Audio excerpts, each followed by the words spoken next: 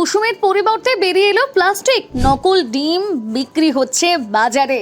Video দেখালেন তরুণী। মুরগিকে ইনজেকশন দিয়ে ডিমের আকার বড় করা, ক্ষতিকর রাসায়নিক প্রয়োগের অভিযোগ উঠেছে আগেই। একবার ফের বিতর্কে প্রযুক্তি নির্ভর কৃষি সংস্থা এগজ। তাদের ডিমে প্লাস্টিক রয়েছে বলে অভিযোগ তুলেছেন এক তরুণী। নিজের দাবির সপক্ষে একটা ভিডিও পোস্ট করেছেন, যা সোশ্যাল মিডিয়ায় রীতিমতন ভাইরাল। শালিনী নামের ওই তরুণী ইনস্টাগ্রামে একটা ভিডিও আপলোড করেন, যাতে দেখা যায় একটা পাত্রে কয়টা ডিম সিদ্ধ করা হয়েছে, কিন্তু সেই ডিম ফেটে কুসুমের আকারে যা বেরিয়ে এসেছে তা প্লাস্টিকের ফিতের মতন দেখাচ্ছে। একটা বা দুটি নয়, পাত্রের মধ্যে পড়ে রয়েছে বেশ কিছু প্লাস্টিকের টুকরো। তরুণীকে বলতেও শোনা যায়, এতদিন নকল বা প্লাস্টিকের ডিম বাজারে বিক্রি হচ্ছে বলে শুধু শুনছিলাম, কিন্তু আজ বাড়িতে নিজের অভিজ্ঞতা হলো। জেপ্টো থেকে এগোজ এভরিডে ডিম অর্ডার করেছিলাম।